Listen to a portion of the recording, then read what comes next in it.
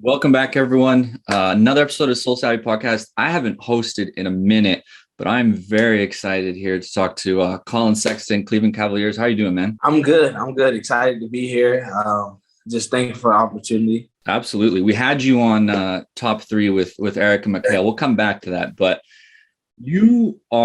I know you have a massive sneaker collection, and we'll get to that, but I want to start with kind of your sneaker origin story. Where did it start for you? I would say just pretty much it started like my parents. First shoe they got me, my sister, and my brother was the Jordan 11 Bread, and we had wore it one Christmas, and we have a picture, all of us pretty much together wearing it. So that's pretty much just where it started. My mom was a big Michael Jordan fan and Gary Payton fan as well. So that's pretty much how it all started. And then ever since then, I had a love for shoes.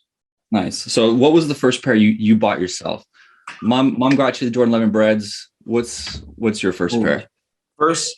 I know the first pair that I bought myself was I would probably say seventh grade, was the Jordan 4 white cements. Me and my brother, we stayed out in line and camped out at Hibbett Sports for like, I think it had to be like a day and a half. It was like a day and a half. We camped out, made sure that we got a pair. It was first in line, so I'd rather be first and know I got my pair for sure than have to be and you're 13, right? Yeah, I was 13. Yeah, so 13 is like the first size to go. It's always like a 13s in the stack. Yeah, quick. It goes pretty fast. It goes pretty fast. And I knew me and my brother was like, we have to have these. Like, these are a must. So yeah. What was it about the fours for you? They're clean, but I would say they were one of my favorite. I would say black cement's one of my favorite, and the white cement fours are just like, those two right there just are hand in hand for me. Absolutely. For you, kind of growing up, basketball, sneakers, is there a shoe that stands out to you that kind of it had an impact on your life, or it was a part of a moment that you'll always remember because you had those on feet? I would probably say just like either the Barclays. I used to have love playing in the Barclays. I used to love playing in the LeBron 7s, and then also the Cardinal 7s as well. I had a pair of Cardinal 7s, and that's when it really started, was the Cardinal 7s. I think that was almost around like 6th, 7th grade as well. So that's when it really started. I was hooping in those, and that's when everything picked up. Yeah, I personally love 7s. It's my favorite Jordan silhouette. And every time I say that, people kind of look at me like, well, why not the 1s or the 3s or the 4s? But the 7s always just stood out to me. And I know for you, you're a big Jordan 2 guy. Where does that come from? I would say just it's a shoe that not everyone likes. You know what I mean? Like, it's a shoe that people don't really have a love for it. But like the whole candy pack is definitely my favorite. Just the simple fact that like not too many people have them. You don't see that many people wearing them. So me, I have them, but not wear them. They're more into like the hype stuff that's going on right now than the stuff that people like to wear. Yeah, because you did an episode with GQ going through your closet, and you have a couple 2s. Any favorites that stand out? I would probably say the University blues, the all blue one pair, or even just the Doernbecher pair that you have. Those are my favorite. Any of the Doernbechers are huge for me. Just the simple fact that the story behind it goes a long way, and just giving the kids a feel for them to be able to design and express themselves in a way that is pretty much, it's art. At the end of the day, shoes is art, and it's a way of expressing yourself. People might express themselves by wearing mismatched shoes, you know what I mean? And but at the end of the day, like, you always look down and see what someone's wearing, especially with their outfits and stuff. Yeah, absolutely. So do you have your 2s with you? I think you got them in hand, right? Got them in hand. Yeah. So what's your favorite part about these? I mean, the story's incredible, but is there anything else for you that kind of stands out? I would say the verse on the tongue, and also just pretty much just how clean they are. Like, this is a really clean shoe that people like people don't really talk about as being one of their favorites. So, and for you to have them, that's huge because like these right here are the ones for sure. There's not a lot of Jordans that pull off black, green, yellow. Just like this colorway is rare to find. Absolutely. When I saw these for the first time, I was like, I gotta have these. And again, like I don't have many Jordan 2s. Not a lot of people do. It was a great addition to the collection. And I think, for us, for SoleSavy, we are the presenting sponsor of, I think we're at Doernbecher 17 this season. So I'm excited to be a part of that. It's obviously got a rich history in sneakers. How many DB Jordans or Nikes do you have in your collection at this point? Actually, I'm on the way trying to complete the whole set, but I'm still missing a few. I have all of them except the 9s. The 8s, except the 8s and the 5s. Nice. Well, you showed up to training camp or media day in these.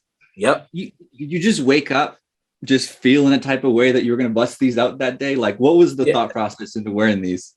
Well, the crazy thing is, I wanted to. It's year 4 for me, and I wanted to wear Jordan 4 so bad. So I went through a few of my Jordan 4s, and I was just like, I don't want to wear those. I'm gonna wear these. And then I remembered, I'm like, yo, I have these tucked away. I gotta wear these. So I went from those. I was gonna wear the Cat 4s. I just decided not to wear those, and then I was like, these are the ones for sure. And they popped. You made waves. It was everywhere. But I did notice, I'm just like, so when I have DB1 through 14 in my collection, you're gonna have to finish it. We're gonna have to duel. Yeah, but you busted these out in top 3. Why do you love these so much? Man, just at the end of the day, like I love Jordan 1s, but people don't have that Jordan 1. You know what I mean? And just like the details on them, if you just look at them and see how much detail is put into them, like it's just crazy.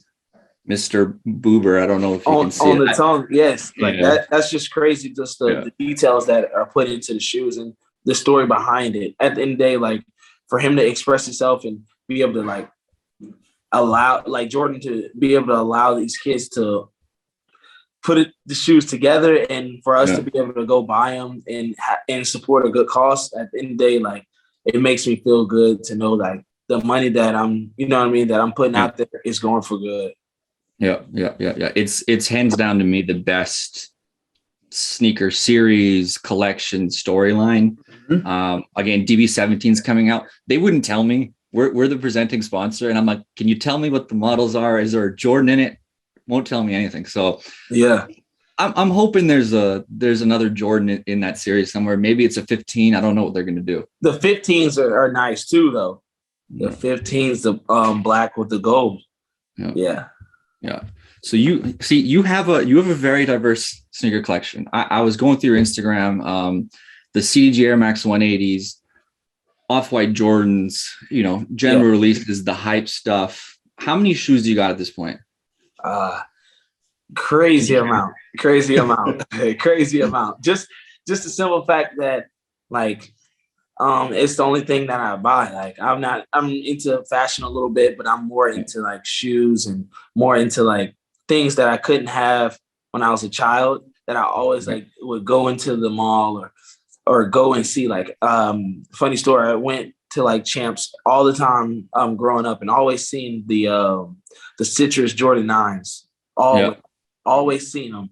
And I was like, one day those are the ones that I'm gonna get. And I made sure I found them and hunted them down. So now it's just going back and grabbing things that I always wanted or even seen just in stores. Yeah, I feel like it starts like that for a lot of us. It's like, mom and dad got us this, but that was it. That was the sneaker for the year. My parents are the same. It took me and my brother to the store, buy one, get one free. This is your shoe for the school year. Yeah. And then you get old enough and you're like, so I have $200 to spend on literally anything I want. It's going to be the sneakers. And then the rest of the outfit, I'll figure that shit out in the sales section. Mm-hmm. Yeah, absolutely. What's your favorite Jordan or favorite shoe of all time? So I have 33 pairs of Flyknit racers. That I think is just like my favorite sneaker, period. Yes. I don't know. I don't truly know why. I just love them. They're colorful, they're Flyknit, they're comfortable. Yeah. There was a stretch there like 2016, 2017 where those are the shoes. Yeah. And they were on sale. Like they were just making so many. And I'm like, oh, $60, $80. Yeah. Next thing I know, I got 20 and I'm like, well, I'm missing that one and that one. And then, I have a whole closet dedicated to them. And oh yeah, my wife's not too happy with me. She's not too happy about that, but hey, no. It'd be all right. No. Definitely. But yeah, that's it for me. What about you? I'll probably say Jordan 1. Jordan 1. Yeah, Jordan 1 or even just the Air Max 1. I love Air Max 1s. Yeah. Yeah. Have you picked up any of the Air Max 1s this year? The pad or the clot? Yes, both of those, and nice. Also I was able to find the Animal Pack 1. Oh, nice. Yeah, I was able to find that. Yeah, those. Yeah. Yeah, crazy. I've been looking for them, just pretty much the pricing. I found a few, but at the end of the day, like I'm more into like finding something that is like good price. I'm not gonna just go crazy and just buy whatever. Yeah. I like to hunt. You know what I mean? Yeah, you're not opening. You're not opening the app and just hitting buy now on the most expensive pair. You'd rather, like when you're on the road with the team, and there's a good consignment store or a shop in town. Are you going out finding the time to hit those stores and be like, 13s, what do you got? Absolutely. Like, well, for my walk around shoes, I wear 12. So like, and then, so like basketball 13. So then I'm like, all right, what do you have in the 12 for walk around in basketball 13? And they just, some of the stores pull out what they have. And I'm like, okay, I have these, and just pretty much just go through them. And they're all pretty cool, pretty nice about it. And you get a lot of love because at the end of the day, you're showing them love by just coming through the store. And at the end of the day, it's about building relationships. That's it. It's about the community. Mm-hmm. I think for me, the last 18 months, you guys have been traveling, you've been playing the bubble and all that stuff. But just seeing people and sneakers and events and again stores, it's not the same when it's just been reduced to like this button and that button. It's not the same. Mm-hmm. Yeah, absolutely. Because you don't get that like interaction, you know what I mean? Between people. Yeah, I feel that. Yeah, we always talk about it. As a company, we're like no resell. We want to support hardcore reselling, but at the end of the day, people selling sneakers to each other and trading them has been a part of sneaker culture for the longest time. And it's like, I'd rather do it you and me. It's like, you got those 2s, I got these 4s. Mm-hmm. Let's talk. Let's talk. Yeah, you know what I mean? Yeah, I like that. I like that. That's true. Is there anyone on the Cavs that can keep up with your collection at this point? No, I don't think so. I don't think no one stands a chance. No one stands a chance. Because like at the end of the day, like I find things that people are like, dang, you have those? Like, yeah. Cause like it's fun. It's fun. I enjoy it. So no one on the team compares, but like Darius and like Kevin, like K-Love has some, like, he has off-whites and it's just sample. Like it has some off-whites. I'm like, I've never seen that. You know what I mean? So it's just some things that he brings out. It's just like, wow. What size is he? 18. Oh shit. So like the LeBron years were kind to him. Yeah, and he has like he has all the unions and like union ones. So like it's just crazy to see, like, bro, that's crazy how they, but hey, he's the man. So shit. I mean, that's a tough size. So he's definitely calling in some requests. Yeah, some requests. What size do you wear? I'm an 11. So I'm 10 and a half, 11. I'm in a good spot. It's always attainable in there. It sounds like you're more like a 12 and a half. Yeah, I'm but like in my walking shoes, all my walking shoes and dunks are 12, like for sure. Just because like I don't be wearing socks sometimes, or like low tops and stuff like that. So are you excited for the next wave of Jordan 2s? We've got the off-white Jordan 2s that just dropped. Yep. I think Union's doing a Jordan 2. Mm-hmm. Yeah, I'm sure there's more collaborations coming next year. And then obviously with that follows retros. Like Nike's very good at storytelling. They're going to build it up, get us excited, and then hit us with the Yes. Chicago retros, more lows. Yeah. Are you excited for that wave? I'm excited. I'm definitely excited. But the only thing is now people are going to say, oh, yeah, I've been wearing twos. I've been like at the end of the day, like if you don't have some by now before they all came out, then you're not, you know what I mean? You're more into the hype.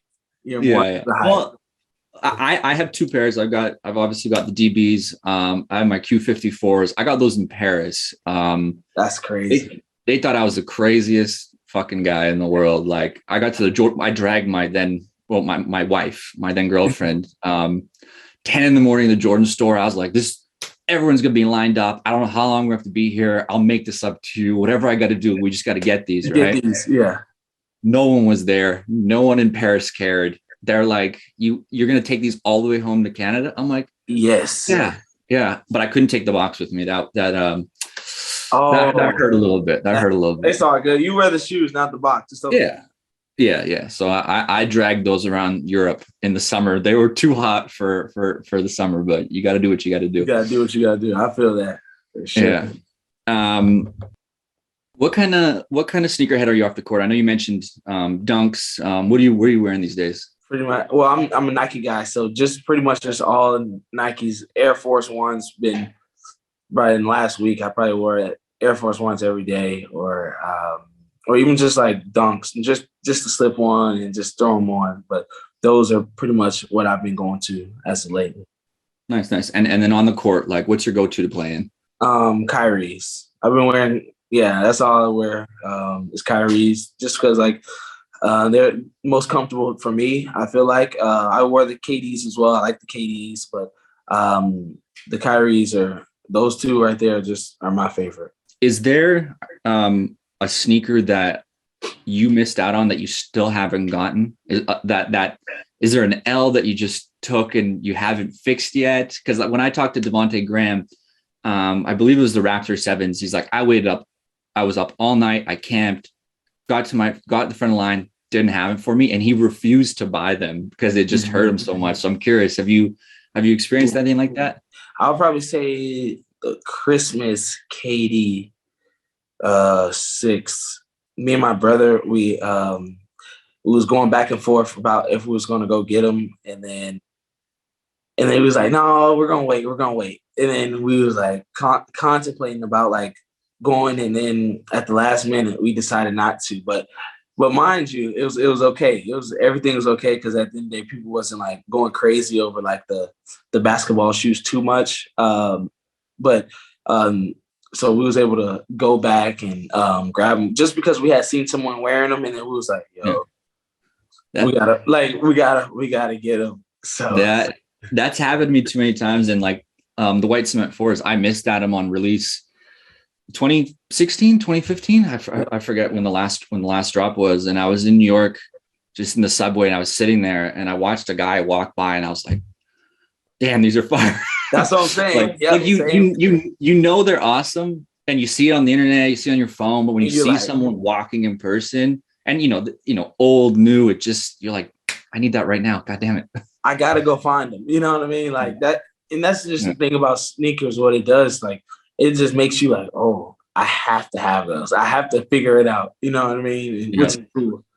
No, absolutely. You have any Kendrick Lamar's?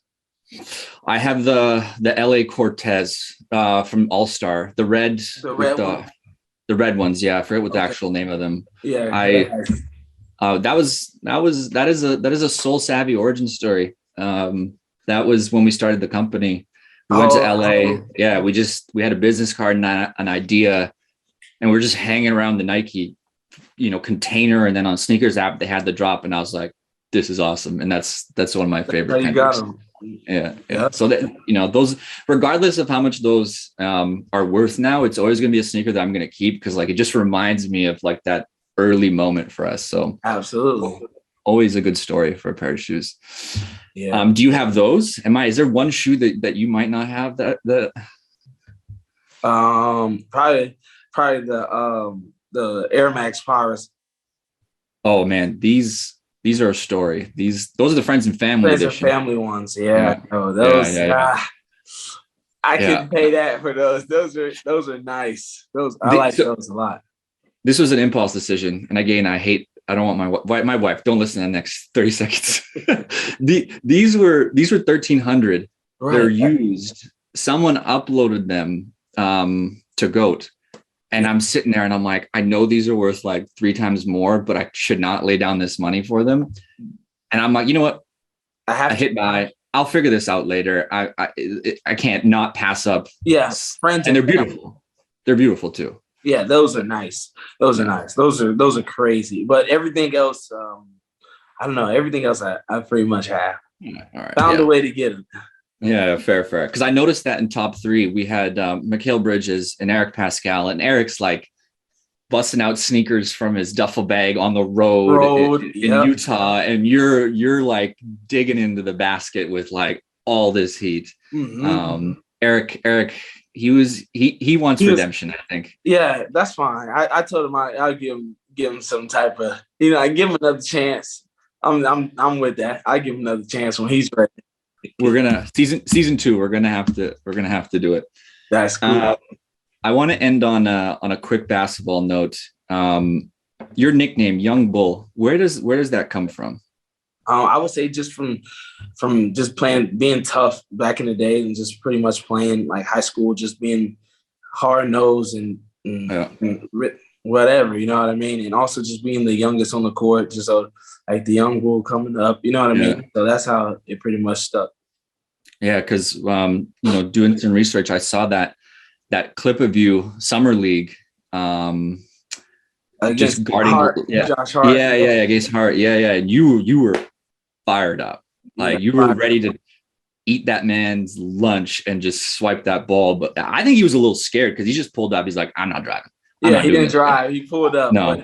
Yeah, they came out with the victory, but that was a really good game for me, and then also for him as well. That's what pretty much like, you know what I mean? Like he really started turning it up after that one. So that was yeah. It inspired him to ball better. I don't know about that one, but he definitely went into the next season and had a really good year, and then now he's doing good now. So that was cool. Absolutely. Yeah. I want to take it back a little bit to your college days at Alabama. I didn't even know this happened. I don't know how many people do, but you're playing for Alabama against Minnesota, down 13 with 11 minutes to go. And you guys played 3-on-5. Yep. How on earth did you manage to score 40 points 3-on-5 and almost come back and win the game?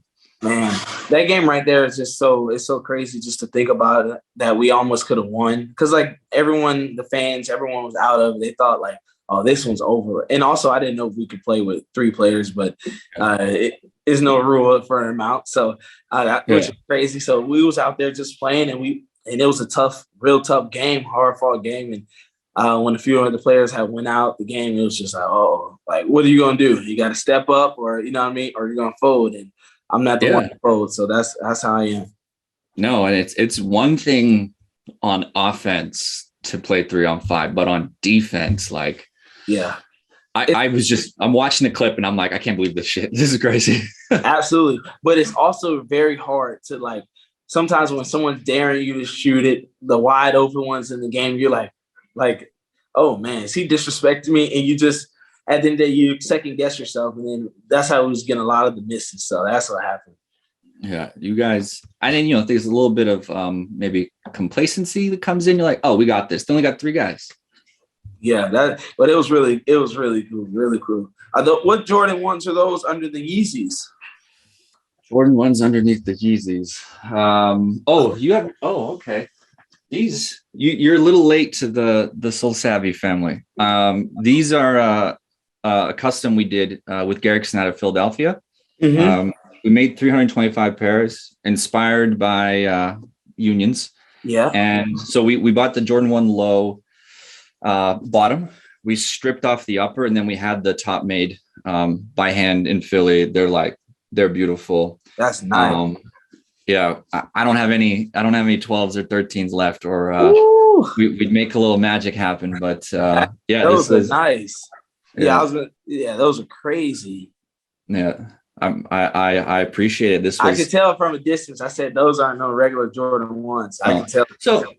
Yeah, it's a bespoke, it's a custom, but like, the community came together. It was a project between everyone. At the time we had, I think, like 1,500 members, and everyone's chipping in and like, yo, we got to do the gold mini swoosh. Like, let's break the big swoosh off and have it come down. And it was an awesome project to do. So Nike, we need that.